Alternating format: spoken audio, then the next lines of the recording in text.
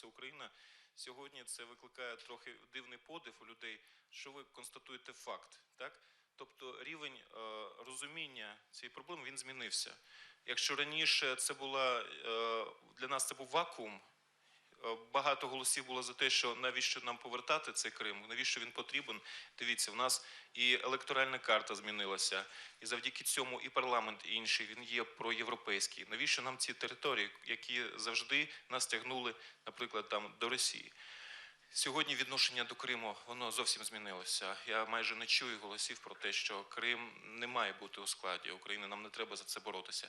Відбулася мобілізація української суспільної думки. Це для мене головне. Тобто українське суспільство, воно налаштоване на те, щоб повернути цей Крим. Ну, я хочу сказати, що без зусиль всіх кримських переселенців це було б неможливо. А что касается крымчан, которые сейчас находятся на аннексированной территории, почувствовали ли они поддержку со стороны Украины?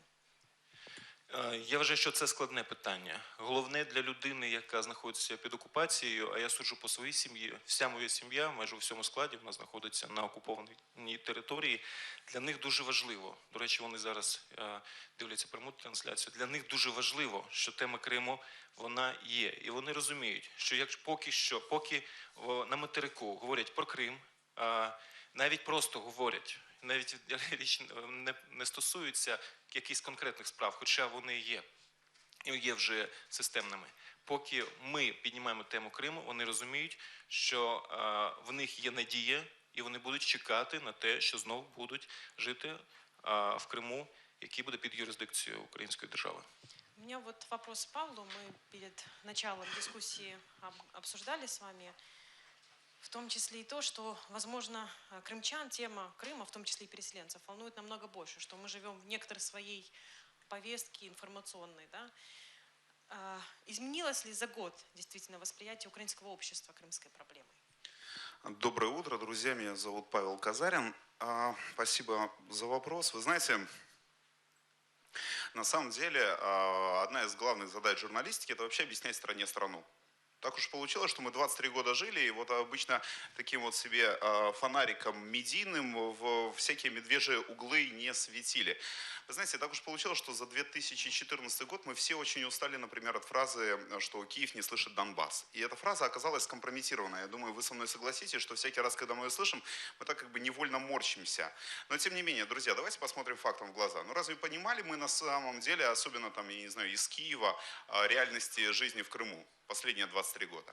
Но точно так же, как справедливо утверждение о том, что там Киев не до конца понимал реальность жизни в Крыму, точно так же и справедлива, например, фраза о том, что Киев не до конца понимает реальности жизни в Закарпатье, например. И поэтому, когда там происходит какой-нибудь инцидент со стрельбой где-нибудь в Мукачево, мы так удивленно всматриваемся в ленты новостей и говорим, а что там, оказывается, в Закарпатье есть проблема контрабанды? Да, друзья, там есть проблема контрабанды. Более того, она там существует как минимум последние четверть века.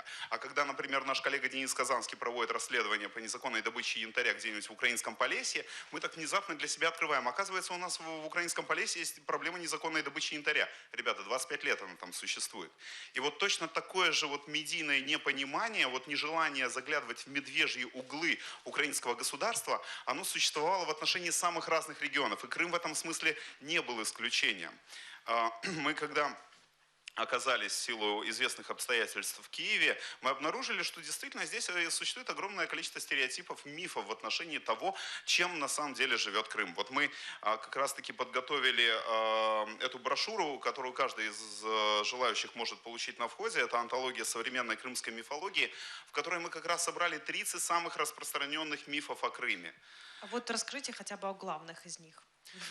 Вы и знаете, как вам удалось в этой небольшой брошюре их развенчать? Ну, на самом деле это коллективный труд, тут много авторов. И вы знаете, мы когда анализировали, о чем нужно в первую очередь сказать, когда речь идет о полуострове, то мы в первую очередь поняли, что нужно объяснять Крым не только, там, я не знаю, многие говорят, что если там брошюра издана на русском языке, то, наверное, это в первую очередь для российской аудитории. Нет, друзья, это в первую очередь в том числе для украинской аудитории. Брошюра обязательно будет издана и на украинском, и на английском языках. И это именно как раз-таки попытка расставить точки над «ё» в самых животрепещущих вопросах. Потому что ты приезжаешь в Киев, и тебе говорят, все понятно, я не знаю, там, Киев, Крым всегда это самый там пророссийский регион. Ты начинаешь объяснять, что, во-первых, не пророссийский, а просоветский. Во-вторых, он далеко не весь такой.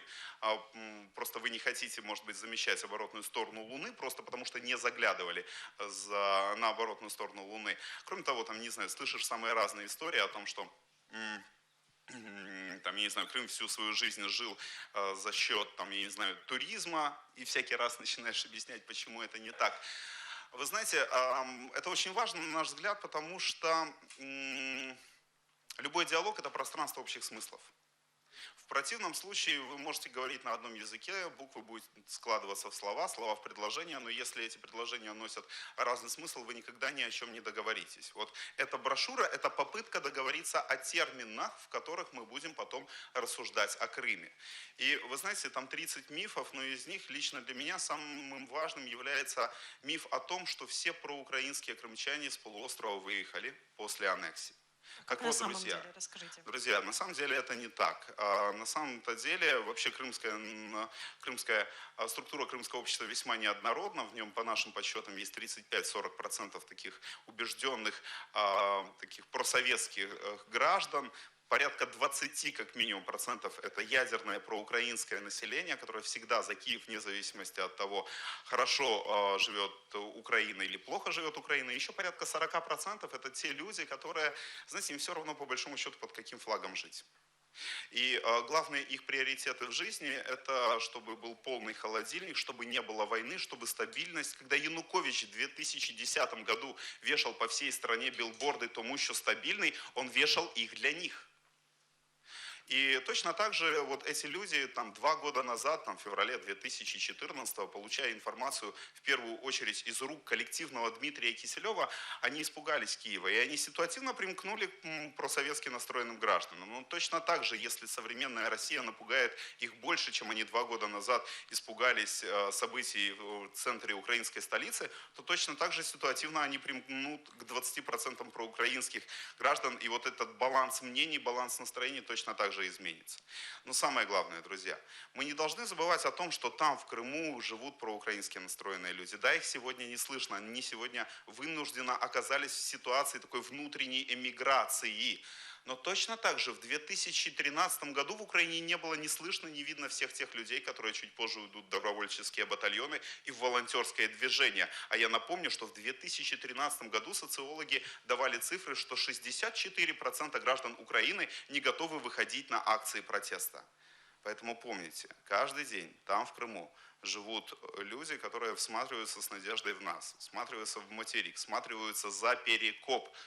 Помните об этом всякий раз, когда вы будете смотреть на карту. Мы думаем, что должны не только смотреть и помнить о них, но в том числе и пытаться наладить диалог. Как в сложившейся ситуации, какие вообще могут быть пути нахождения этого диалога с разными, как вы сказали, группами крымчан? Ну, вы знаете, в первую очередь, например, для тех ядерных проукраинских крымчан, им как минимум важно знать, что о них помнят. И что тема Крыма, она не выводится в такие, знаете, информационные гетто. Вот есть какая-то информационная площадка, посвященная Крыму, да, и вот такое вот создается такое себе медийное гетто. Больше никому эта тема не интересна. Это, наверное, с одной стороны проблема общественного запроса, с другой стороны проблема украинского государства. Я прошу прощения сразу у Сергея, но я вынужден это сказать. К счастью, я не обременен никакими должностями, поэтому мне можно больше, чем моему коллеге. Украинское государство сегодня у нас слабенькое и нередко работает от пинка. Поэтому, если поступает какой-то медийный пинок, то вот тогда государство дает реакцию. То есть, условно говоря, пока люди не собираются под администрацией президента с требованием, чтобы там украинский МИД дал какую-то реакцию на обыски в домах крымских татар, вот украинский МИД нередко с этой реакцией явно запаздывает. Это, наверное, проблема нас. Если мы будем артикулировать запрос, то, соответственно, и украинское государство будет ту самую реакцию давать. Это, знаете, это история про собаку Павлова. Нужно вырабатывать условный рефлекс. Точнее, вот сейчас он условный, а я бы хотел, чтобы он стал безусловным, чтобы государство реагировало без каких-то сигналов от гражданского общества. Это очень важная история. А всякий раз мне задают, нередко, точнее, я слышу такой вопрос, знаете, от моих друзей, которые, может быть, о Крыме имели весьма смутное представление, они говорят, а почему нам нужно возвращать Крым? А я им всякий раз говорю, что вы поймите, все то, что происходит на Донбассе, это всего лишь вторая часть крымской пьесы. Это второй акт крымской пьесы. Если бы не было аннексии Крыма, то всего того, что мы сегодня наблюдаем, то нам бы не пришлось каждый день вчитываться в мартиролог тех наших солдат, которые гибнут на Донбассе. Поэтому, на самом деле, логика абсолютно проста. Война закончится только тогда, когда вернется Крым, не раньше. Виталий, вопрос к вам. Тут Павел говорил о том, что есть такие информационные гетто, где может тема крымская существовать. Как ее все-таки сделать интересной для украинского зрителя, читателя? И стала ли она важнее для крымского читателя, зрителя за последние 2 года? Мені здається, що для того, щоб про кримську тему реально говорили українські громадяни, ми маємо самі цю тему позбавити міфології. От ми говорили про міфологію кримських реалій, якою саме Павел нам розповідав про це. А насправді величезна частина міфології, вона полягає у нашому власному ставленні до проблеми. В тому, що політики розповідають нам, як вони повернуть Крим за 1,5 роки. Громадянські активісти розповідають, що якщо там влаштувати блокаду Криму, чи що ще зробити, то це прискорює повернення півострову. Деякі наші там російські друзі кажуть, що якщо ви проведете вдалі реформи, то Крим сам захоче повернутися до складу України. І ми живемо в цих реаліях. І оскільки ці реалії є фантастичними, то, звичайно, ця тема не зустрічає розуміння аудиторії. Або зустрічає саме з точки так, як сприймають будь-які гасла. Тому що ми досі, мені здається, собі не даємо звіту в тому, що насправді відбулося. І ось те, що зараз там Павел об'єднав Крим з Донбасом, це ще одна ілюстрація цього нерозуміння. Тому що Крим до Донбасу не має ніякого відношення. Взагалі. З точки зору правової, я маю на увазі. Ми маємо усвідомити, що ми зіштовхнулися з абсолютно безпрецедентною подією в історії людства, принаймні людства після Першої світової війни. Тобто з безпрецедентною подією за сторіччя. Тому що якщо ми говоримо про всі інші конфлікти, які існують на пострадянському і на пострадянському просторі, ми маємо справу з так званими самовиголошеними республіками. І саме тому, що ці самовиголошені республіки не декларували свого приєднання до якоїсь іншої держави, а жодна інша держава не погодилася прийняти їх до свого складу, існує величезний простір для маневру. Тому можна проводити зустрічі президентів Вірменії і Азербайджану щодо Карабаху. Тому можна проводити мінські перемовини щодо Донбасу. Тому Сербія і Косово можуть сідати за один стіл переговорів і знаходити якісь компроміси хоча б щодо ситуації з косівськими сербами. Хоча Косово – це частково визнана держава, яку Сербія вважає частиною своєї території. Тому існує, в принципі, можливість відновлення діалогу між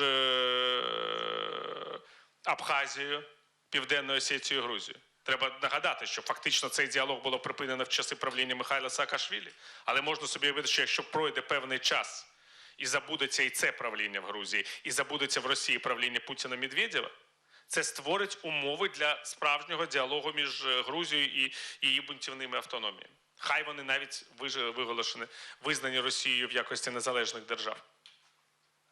І таке інше, таких прикладів можна навести чимало, і історичних, і сучасних. А от що відбулося з Кримом? Крим був, і це дійсно, фактично, унеможливлює будь-який реальний маневр, приєднаний до Російської Федерації в якості її федерального округу.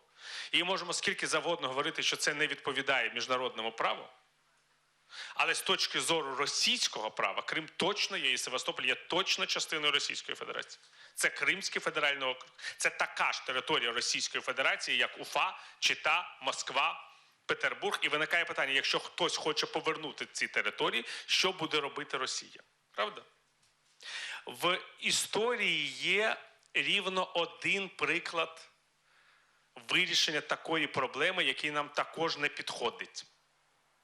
Це анексія Індонезією португальської колонії Східний Тимор. Я цим питанням займався ще коли Східний Тимор був в складі Індонезії в якості її провінції. І я пам'ятаю стратегію, яку мені тоді виклав майбутній президент Східного Тимору, другий президент Східного Тимору Жозе Рамош Орта.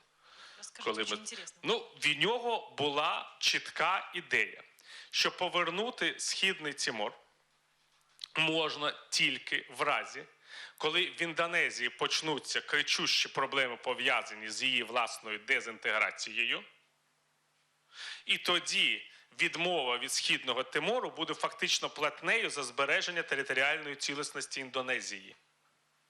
Це все абсолютно було виправдано. Так і відбулося. Але у Рамоша Орти і Фронту національного визволення Східного Тимору була більш сильна позиція, ніж у нас. Чому? Тому що, по-перше, вони могли піти на референдум, на якому громадяни висловлювалися за або проти незалежності Східного Тимору, і вони могли виграти той референдум. Перед цим вони проводили досить серйозну кампанію на півострові. Якого типу? На момент захоплення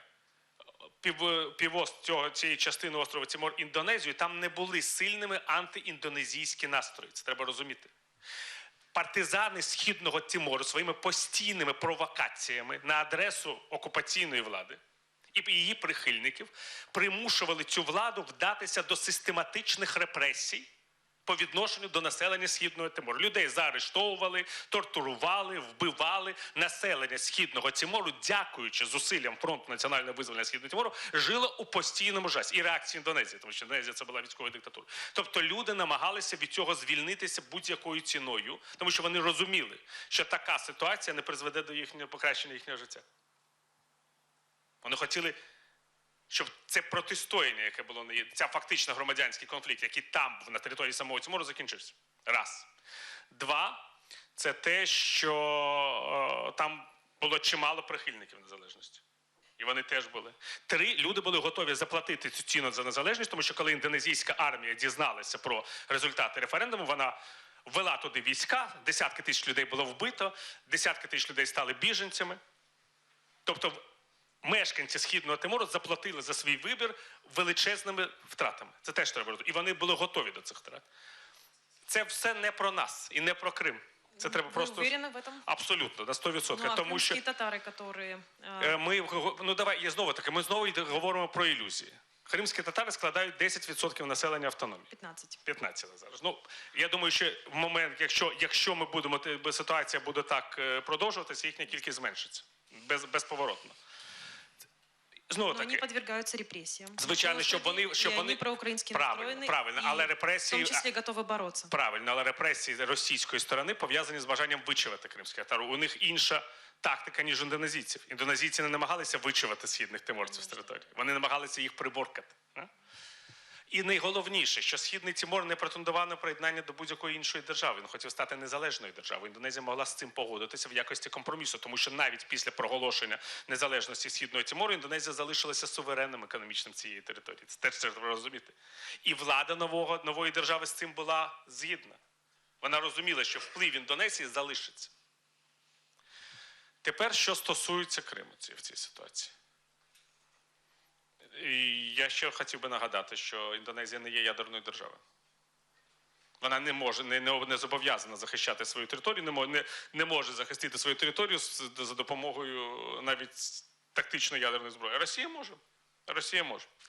Тому, в принципі, якщо базуватися на ідеї російського права, Крим повернути просто неможливо. І це треба собі сказати. Чесно. Ми не можемо з цим смиритися. Як государство. Правильно. Значить, який тоді вихід з ситуації? Який теж треба собі абсолютно чесно сказати. І от я вам розповідав вже про цю розмову з майбутнім президентом Східного Тимору, я вам розповім про іншу. Коли ми з майбутнім головою Верховної Ради Литви Вітаутасом Ландсбергісом прогулювалися, здається, це був вперше з'їзд народних депутатів Радянського Союзу в Олександрівському саді Кремля, і він мені викладав теж стратегію проголошення незалежності Литви. І він мені розповідав все те, що не мало ніякого значення. Що Литва в 40-му році була окупована Радянським Союзом, що це не відповідає міжнародному праву, що Радянський Союз фактично, незважаючи на Ялтинську конференцію, змінив кордони Європи у домовленості з Гітлером, що більшість провідних демократій світу цього не визнає. Тому якщо парламент Литовської Республіки ухвалить рішення про відновлення незалежності, з цим змушені будуть змиритися і в Москві. Ну, що і було потім втілено в життя. Я йому сказав, що, професор, всі ці ваші докази з точки зору міжнародного права не мають ніякого значення. По-перше, тому що є Хельсінський акт, який чітко регламентує недоторканність кордонів. А по-друге, тому що радянському керівництву абсолютно плювати на це міжнародне право і на вашу Верховну Раду з оцієї кремлівської дзвіниці. Можете хоч 50 декларацій ухвалювати там. І тому я йому сказав, я особисто, це була дитяча реакція, бачу єдиний вихід для того, щоб Литва стала незалежною державою. Єдиний, іншого не існує. Це дезінтеграція самого Радянського Союзу. Якщо ви здатні дезінтегрувати Радянський Союз заради незалежності Литви, ви будете вільними. Не здатні. Литва завжди буде частиною Радянського Союзу.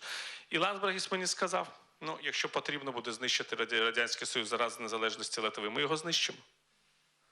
Це тоді звучало самонадіяно.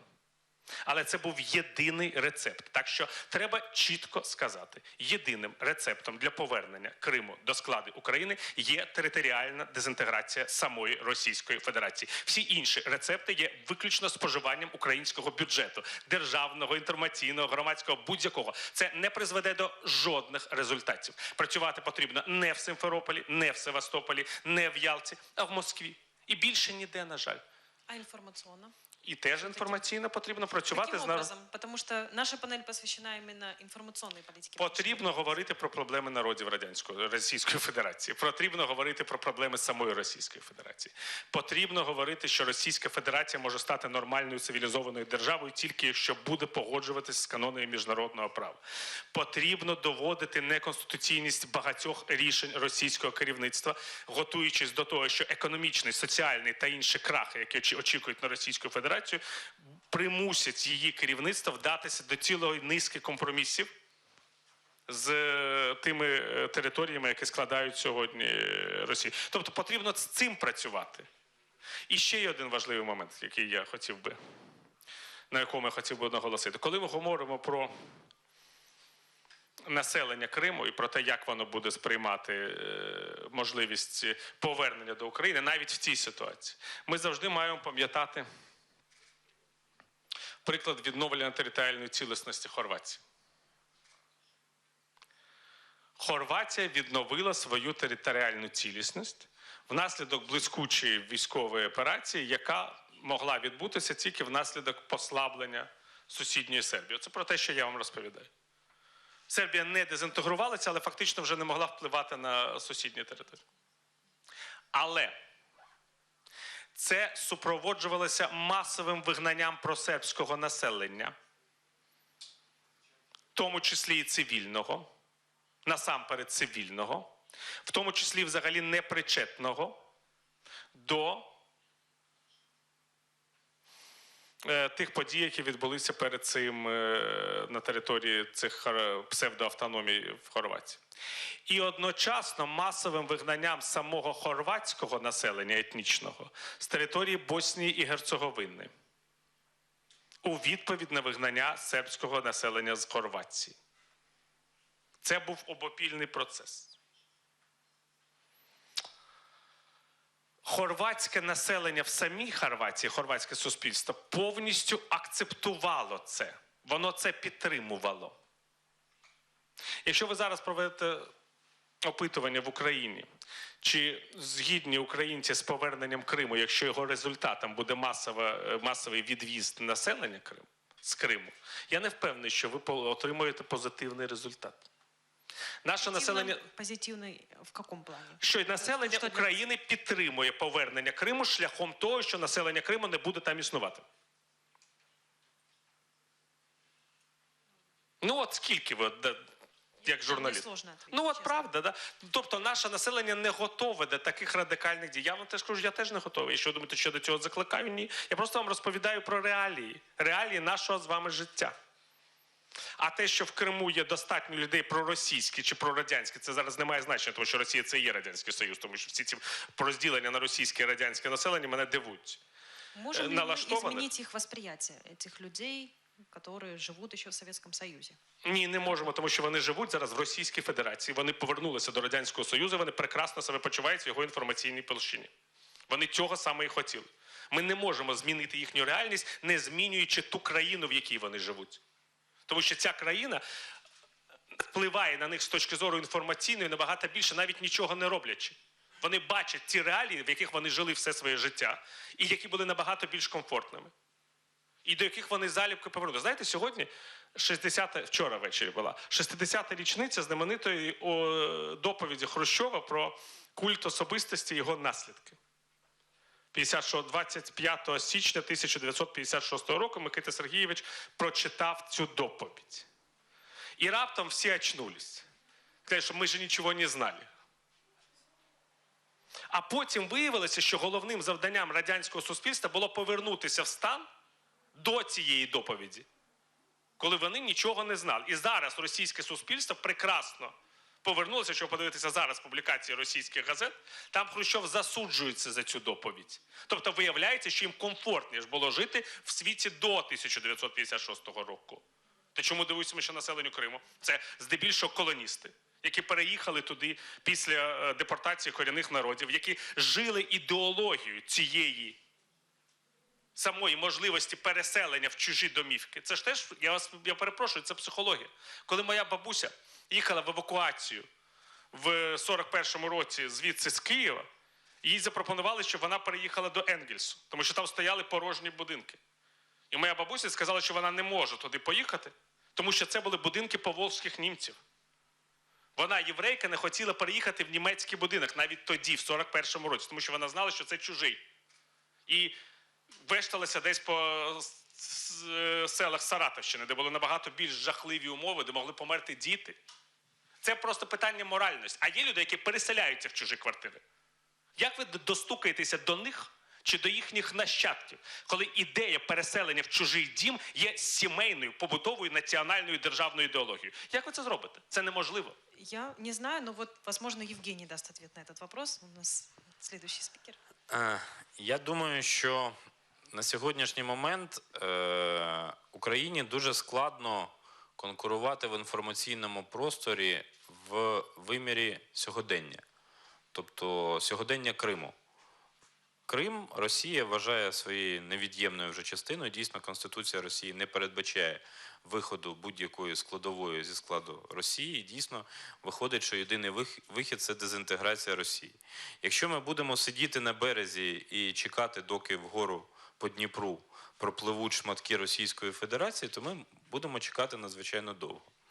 Я думаю, що інформаційна складова діяльності по поверненню Криму – це створення образу майбутнього Криму. Тому що складно конкурувати з сьогоденням, оскільки дійсно населення не зміниться кардинально, і ті прорадянські чи проросійські настрої, чи вони дійсно швидше прорадянські, які значною мірою історично склалися, вони не зміняться за один курортний сезон. Я не знаю, скільки має пройти невдалих для Криму курортних сезонів для того, щоб на побутовому рівні усвідомили, що крымчане в більшості... Евгений, не забывайте, что стратегия нынешней российской власти – это вовсе не курорт, а военная база. Так. Что она, в принципе, сейчас и создает на аннексированном полуострове. Звичайно, але ж ми теж не повинні вважати, що все суспільство Криму, воно повністю політизовано. Дуже мало взагалі в світі країн, де надзвичайно високий рівень політизації тримається протягом тривалого часу. Тобто є певні пасіонарії, які рухають суспільство вперед. Я думаю, що потрібно будувати образ, такого, якщо хочете, в басейні сухого плавання. Не лише в Чорноморському басейні, а в басейні сухого плавання, яким може для Криму стати, як це не можливо дивно, причорноморські області України: Одещина, Херсонщина, Миколаївщина. Тобто це потреба державної політики, в тому числі, щоб створювати, ну, наприклад, дати поштовх розвитку курортного рекреаційного бізнесу, дати можливості для того, щоб туди приходили іноземні інвестори, туди заходили відповідні великі компанії закордонні. Це тоді складова і питання з відведенням землі, і питання боротьби з корупцією, питання створення дійсно ефективної логістики для цього всього. І вже чим ближче позитивні зрушення в Україні будуть відбуватися до Криму, тим легше кримчанам буде їх побачити. Часом, можливо, проти власної волі, часом на рівні сарафанного радіо, на рівні просто побутового То есть вы спілкування. все-таки являетесь сторонником стратегии, что успешная Украина сможет вернуть Крым. Правильно я вас понимаю? Я вважаю, що побудова успішної України має відбуватися не від Києва в напрямку Криму, а швидше від Херсонщини в напрямок Києва. Тому що Україні, ну, об'єктивно складно боротися проти російської пропаганди і доводити, що от Україна, ну, у нас дуже насправді мало аргументів про те, що ми можемо запропонувати кримчанам в якості аргументів за повернення. Тобто російська позиція зрозуміла. Вони отримали півострів з усіма громадянами, які так чи інакше погодились бути громадянами Російської Федерації. Вони їм створюють певну систему соціального забезпечення так, як вони вважають. Тобто вони не можуть забезпечити, скажімо, приватних курортників, але вони забезпечують наповнення місцевих санаторіїв, пансіонатів. Це не відповідає інтересам багатьох кримчан, але створює певну статистику того, що начебто в курортному сезоні нічого і не змінилося. Але ми знаємо, що це не зовсім так. Говорити потрібно я думаю, не виключно політичними гаслами і не виключно з кримськими татарами при всій повазі до їхньої позиції, але з усіма українцями, які мають хоча б частку можливості в своїй свідомості, можливості про повернення до України. Вот вы как раз очень хорошую тему подняли. Это с кем нужно говорить. Все-таки кто реципиенты крымской тематики сейчас? На кого должна быть направлена информационная стратегия в отношении Крымского полуострова в качестве аудитории? Ви Хто знаєте, ці люди? я думаю, що значною мірою це має бути молодь будь-якої національності. Тобто Україна повинна використовувати те, що називається інструменти м'якої сили, можливо, за допомогою міжнародних організацій. Скажімо, ну, у нас є вчорашній позитивний приклад, що ЮНЕСКО не визнало Херсонес російським заповідником. Тобто тут Організація Об'єднаних Націй послідовна у підтримці відповідно резолюції Генеральної асамблеї ООН, яка не визнає російським Крим. І діяти через міжнародні організації в тому напрямку, щоб створювати для, ну, якщо не хочеться говорити пафосно, але вирощувати агентів змін в Криму насамперед серед молоді. Відповідно, це мають бути і медійні інструменти, які спрямовані на молодь, в першу чергу інтерактивні, які створюють інтерес до України, інтерес до перспектив Криму в Україні і створюють, наприклад, можливість для того, щоб поїхати в Україну, отримувати відповідну освіту чи робити собі якусь початкову кар'єру. І знов-таки ще один момент. Україна повинна створити, якщо хочете, діючу модель Криму, яким він буде. Тобто має бути, ну, можливо, це гучно, відповідні органи влади Криму в вигнанні, які ухвалюють відповідні рішення, які моделюють, як Крим буде розвиватися після повернення до України.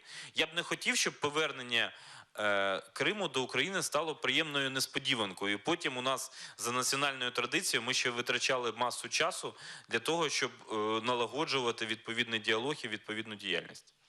Вот тема по поводу того, что важно вернуть не только территорию, но и людей, она действительно циркулировала в информационном пространстве. И я хотела бы представить следующего нашего гостя. Это крымский историк, который в прошлом году выехал с территории Позапрошлом, да, прошу прощения, позапрошлом, и сейчас работает в Институте памяти Национальной академии наук. И вот как раз-таки очень хороший исторический дискурс для нас провел Виталий Портников. Я вас, Сергей, хотела спросить, учитывая всю особенность людей, которые населяют Крым, какой должна быть стратегия реинтеграции информационной политики в отношении этой территории? Дякую. Я якраз хотів би почати із заперечення кількох підставових тез пана Віталія, хоча з його емоційним спічем надзвичайно важко сперечатися, але все ж таки, на мою особисту думку, пан Віталій вдався до певної генералізації і узагальнив те, що не треба було узагальнювати в такий спосіб. Наприклад, щодо того, що переселення в чужі домівки є національною ознакою всіх росіян, я не то, щоб зовсім з цим... про національну і державну ідеологію, чи, скажімо, частину... Ми потім подивимося в стенограму. Можливо, я щось не дочув. Коли ми говоримо про те, що Росія зараз має абсолютну перевагу у впливі на свідомість кримчан, це є абсолютно правда. І так само я не можу не погодитися з тим, що без зрушень в самій Росії повернення Криму є радше утопічним завданням. Натомість питання розвалу, якщо ми повертаємося до історії, будемо повертатися частіше, самого Радянського Союзу в 50-ті роки, в 60-ті роки так само виглядав утопією. Але це не заважало Радіо Свобода вести свою інформаційну кампанію в Радянському Союзі. Так само показова міць Російської Федерації сьогодні, а вчора, до речі, вийшла... їй-богу, забувся, в якому саме виданні, вийшла дуже добра англомовна стаття про те, що не треба переоцінювати міць армії Путіна, тому що вона є насправді ілюзорною.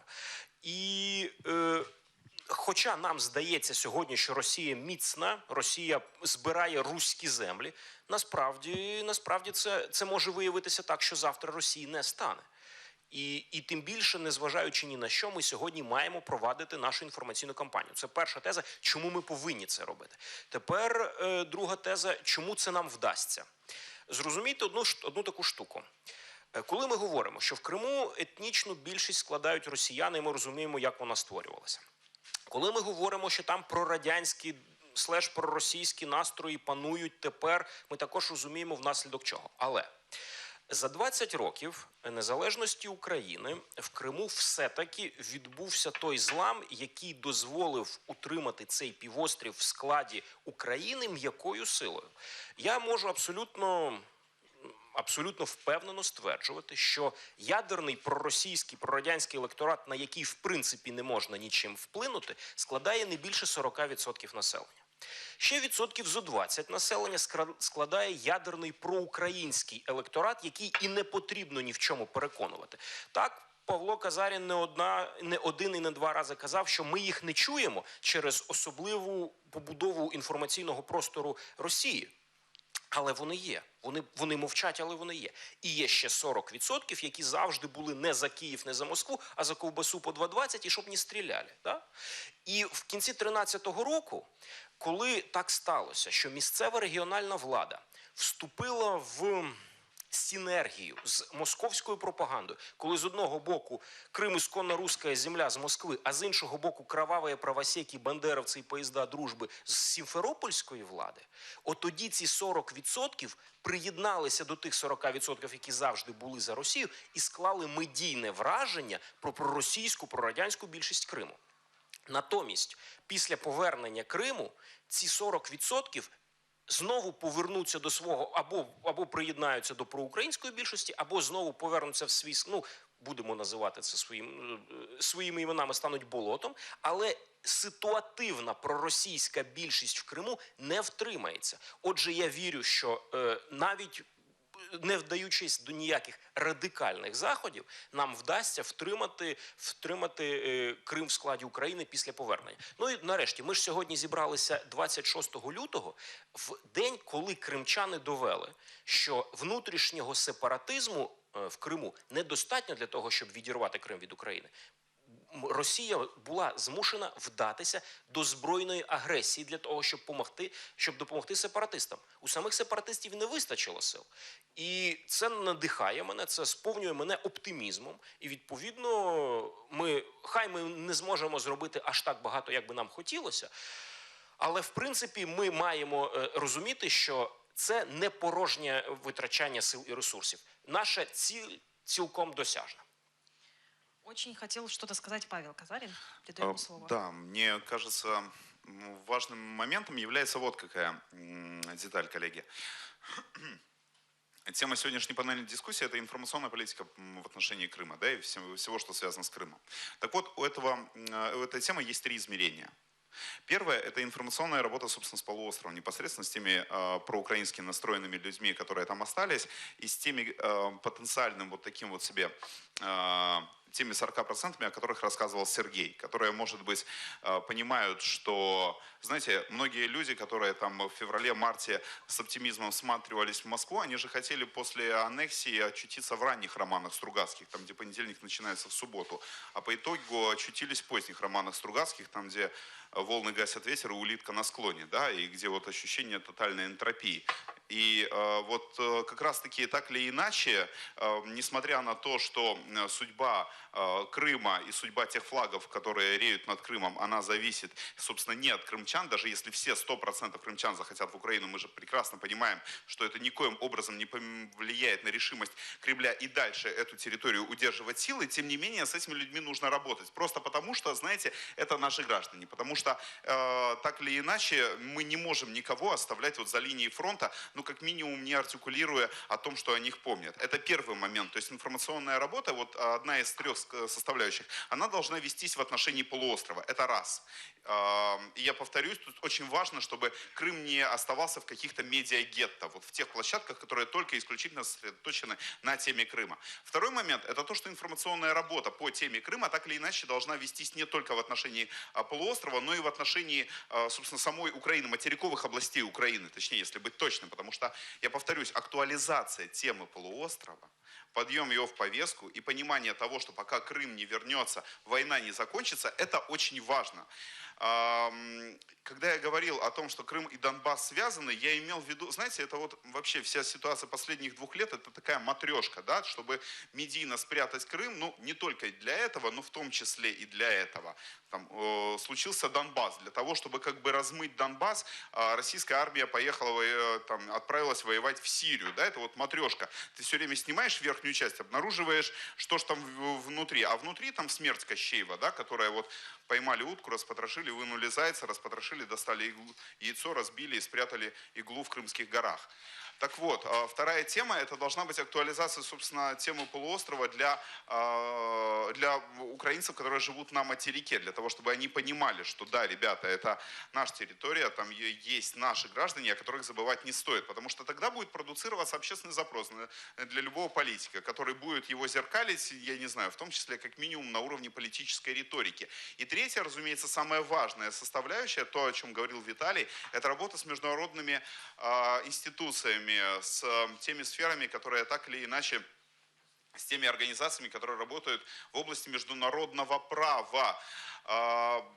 Человеческое сознание, оно инерционно, когда происходит какое-то событие, происходит очень яркая реакция, потом все-таки ощущения затираются, но раз и за разом нужно напоминать о тех исторических аналогиях, которые, например, всплывают в голове, когда, там, я не знаю, работать с международным сообществом можно в том числе на уровне исторических аналогий. И объяснять, что история про Крым – это абсолютно точная практически калька про историю Судетской области Чехословакии, когда в 1938 году Берлин захотел присоединить к себе Судетскую область Чехословакии, где жило порядка 3 миллионов судетских немцев. И точно так же в берлинских газетах, в какой-нибудь Berliner Zeitung, постоянно рассказывались про чехословацкую хунту, которая в Праге принимает решение, которое мешает там, этническим немцам в Судетской области реализовывать свои гражданские, языковые, религиозные, какие бы то ни было еще права. И потом... Фельдкишер Биобахтер писали о том, что немцы там нищенствуют, потому что чехи не дают развивать промышленность. Да, и в конечном счете 1938 год, самолет, Мюнхен, туда прилетают Даладье, прилетает Риббентроп, прилетает Чемберлен, там подписывается соглашение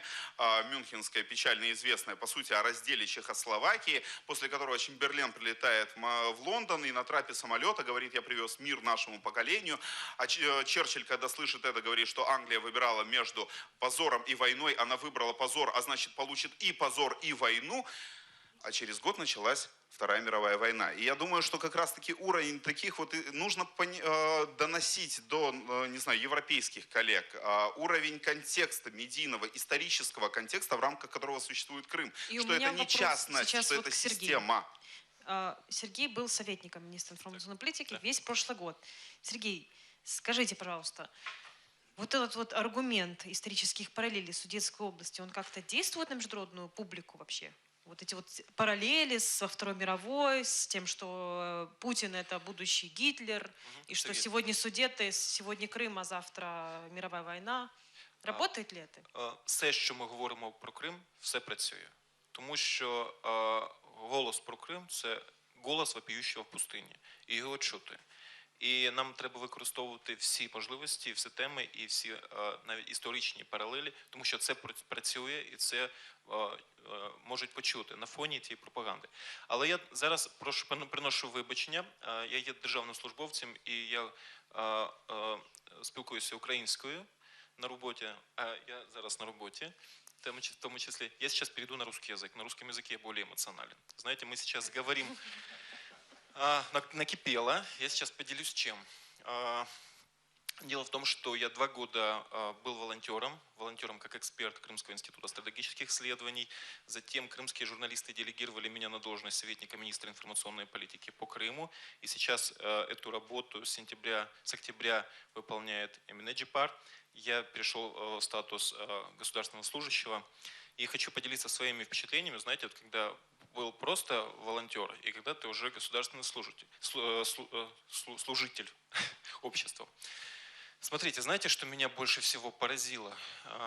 У меня такое впечатление, что возвращение Крыма – это проблема государства, от которого постоянно требуют «возвращай Крым», и крымчан, которые будут в любом случае бороться, потому что другого у нас выхода нет. Нам надо возвращать наши семьи, наши дома. И вообще история про Крым, знаете, вот сколько бы нам ни говорили, есть там проукраинские или нет там проукраинских граждан, для нас это история спасения рядового Райана. Даже пока там есть один человек, который ждет украинский танк с флагом там, правого сектора или с флагом Украины, пока он там один есть, мы должны пробиваться туда и спасать его, и забирать эту территорию. А извините, там у нас целый народ, который ждет. Там у нас есть украинцы, там у нас есть представители всех национальностей, а по статистике там 125 национальностей, как бы это вот... Но они там есть, и они все ждут, и они выезжают на материк, и либо они действительно находятся в состоянии внутренней миграции, потому что не с кем говорить, но они ждут. И ради них мы должны продолжать это дело, неважно, сколько их там. Потому что когда мы туда придем, проукраинских будет больше. И это правильно, сегодня я еще раз подчеркну такой момент. 23 февраля, 26 февраля, 20 тысяч человек каждый раз выходили на площади. Против нас были сепаратисты.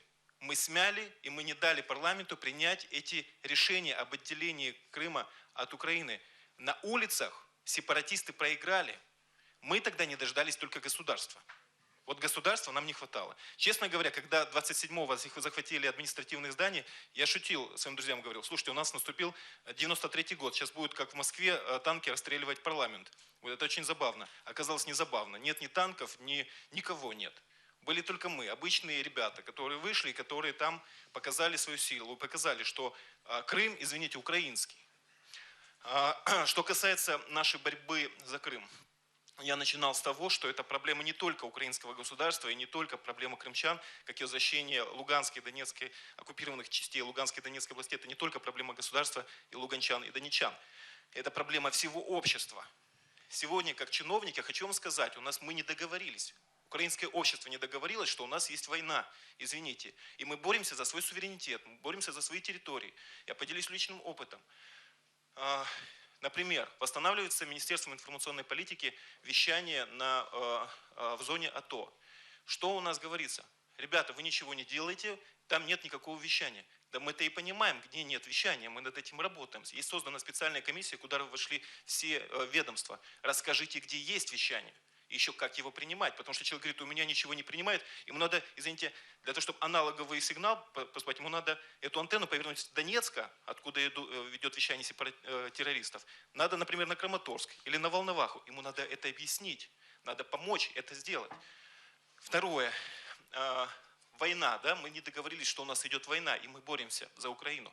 Когда мы говорим, извините, нам необходимо выключать российские каналы, которые нарушают Европейскую конвенцию о трансграничном телевидении и украинское законодательство, мы встречаем сопротивление со стороны индустрии, со стороны отдельных игроков, которые говорят, извините, это неправомерно, мы же строим европейское государство, и для них тема войны, она не актуальна.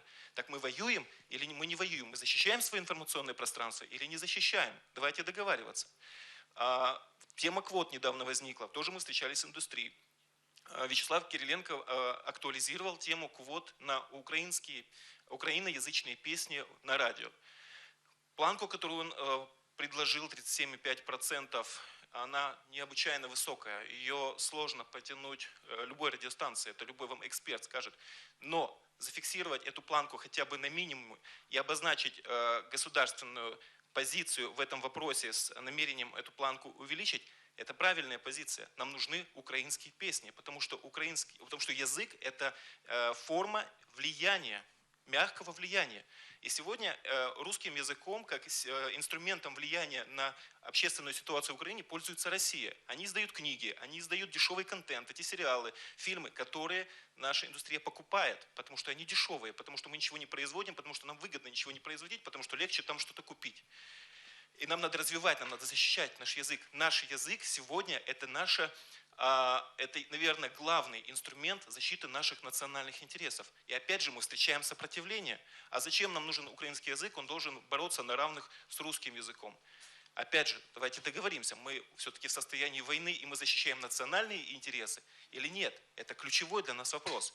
Поэтому тема Крыма, она будет эффективна, и мы будем эффективно бороться за за территории, которые у нас украли, только тогда, когда все общество договорится, когда мы уйдем от информационных войн, когда одни медиагруппы воюют против других, одни политические силы против других, человек в Крыму сидит. Но вот общество 40%. разнополярно, и мы действительно не сможем добиться от него какой-то единой позиции в отношении крымского вопроса. Нет, смотри, Сергей, речь в том, что на уровне интеллектуальных элит, на уровне менеджеров, на уровне, когда медиагруппы перестанут назначать на топовые позиции в менеджмент тех людей, которые там связаны с боевиками на Донбассе, да, они будут более сознательными. Или у нас каждое заседание начинается с того, что мы опять обнаружили, что какой-то фильм про НКВД или про какие-то органы, связанные с пропагандой коммунизма, и этих социалистических революций или чего-то, они попадают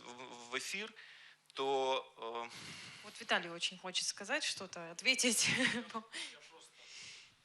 Я просто хочу сказать, что вот мы должны все-таки жить в мире реальных примеров. Вот Судеты, например, очень плохой пример. Почему? Сейчас я расскажу почему. Потому что когда в 1918 году делили территорию Австро-Венгрии, Австро-Венгерской империи, Венгрия была сформирована таким образом, что на ней оказалось 100% венгерского населения. Австрия была сформирована таким образом, что на ней оказалось 100% австрийского и немецкого населения. А Чехословакия была сформирована таким образом, что на ней оказалось 65% чехословацкого населения. Вы никогда не думали, вообще откуда возникло понятие Чехословакии, почему ее нет? А потому что ни чехи, ни словаки не были в этом государстве большинством. В этом государстве большинством были немцы. И вот я сейчас читаю биографию второго президента Чехословакии Эдварда Бениша, который, собственно, все это устроил. И в этой биографии чистым чешским языком написано, что это была большая победа, которая, однако, запрограммировала в себе будущий крах Чехословакии, который произошел в 1938 году. А зачем это нужно было, все это превращение территории? А потому что если бы немцев не было большинство, словакам не нужны были бы чехи. Это все исходило из этой идеи создания общего этноса. из двух народов, которые были разными. А для создателей чехословацкого государства словаки были чехами. Они относились к словакам примерно как русские относятся к украинцам. Это просто надо правду себе сказать. И поэтому они пошли на шаг, который предопределил крах их государства. Они присоединили к чехословацким национальным территориям территорию, которая была населена другим народом. И что сделал президент Бениш в результате? Как решена вообще проблема Судет? Может быть, они были освобождены Красной армией и зажили счастливой жизнью в Чехословакии? Нет. Президент Бениш, когда вернулся в Прагу, выселил из Судет все их население. Всех граждан Чехословакии немецкого этнического происхождения. Они были гражданами юридически Чехословакии, потому что решение Рейха о присвоении им гражданства Рейха не имело с точки зрения чехословацкого права никакой юридической силы. Как не имеет никакой юридической силы с точки зрения украинского права присвоения гражданам, жителям Крыма российского гражданства. Единственной опорой, по которым эти люди были выселены с территории Судет без имущества и права на компенсацию, просто изгнаны, в чем стояли, было их немецкое этническое происхождение. При этом, если вы поговорите с чехами и словаками сегодня, они вам скажут, что это было правильно. Я еще не встречал другого чеха и другого словака. А если встречал, то остальные его называют сумасшедшим. Поэтому вот вам простой, тогда мы должны говорить международному сообществу, что мы к такому шагу готовы. К декретам Бениша. К 90% выселению. Теперь, что касается... А я не готов, например. Поэтому я говорю, давайте работать как-то в 21 веке, а не в категоріях кошмарів 20-го. Теперь второе замечание я хотел сделать. Коли ми кажемо про 40 плюс 40 плюс 40, я собі відразу уявив ситуацію, я був українським активістом в Москві. І от я собі уявив, що я можу в Москві зібрати такий круглий стіл. Навіть україномовний. І сказати, ви знаєте, от як приєднати Москву до України? В місті Москва 40% населення приблизно є прихильниками єдиної неділімої Росії. 40% взагалі зайнято холодильником. І ще 10% не потрібно нічого доводити, бо це татари.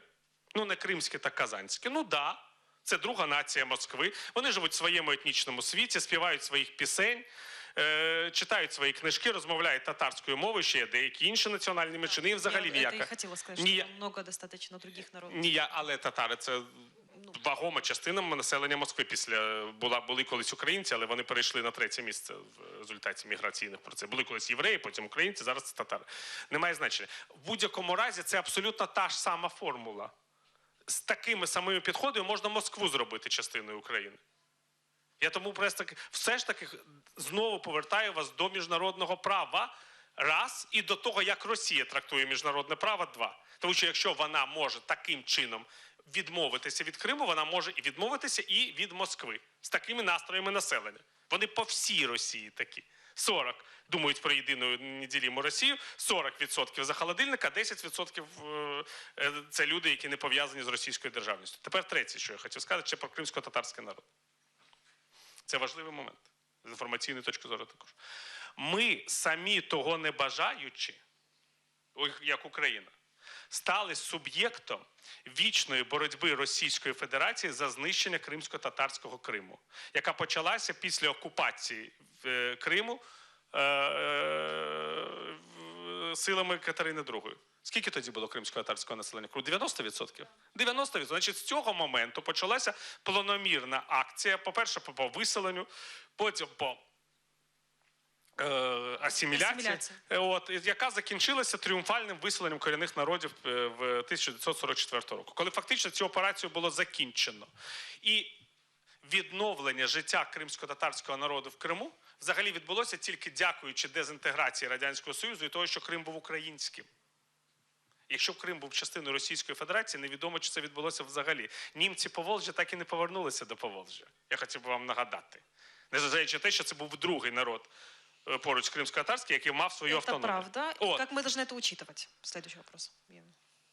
Ми не можемо в Україні створити, на жаль, ерзац кримсько-татарського Криму. Тому що батьківщина кримських татарів – це Україна. Це Крим, а не континентальна Україна. Це все одно, що єврейську культуру розвивати в Україні, не усвідомлюючи, що все ж таки осередком єврейської культури і державності є Ізраїль, а не Україна. Ну так сталося, так вирішив Господь. З кримськими татарами відбулося те ж саме.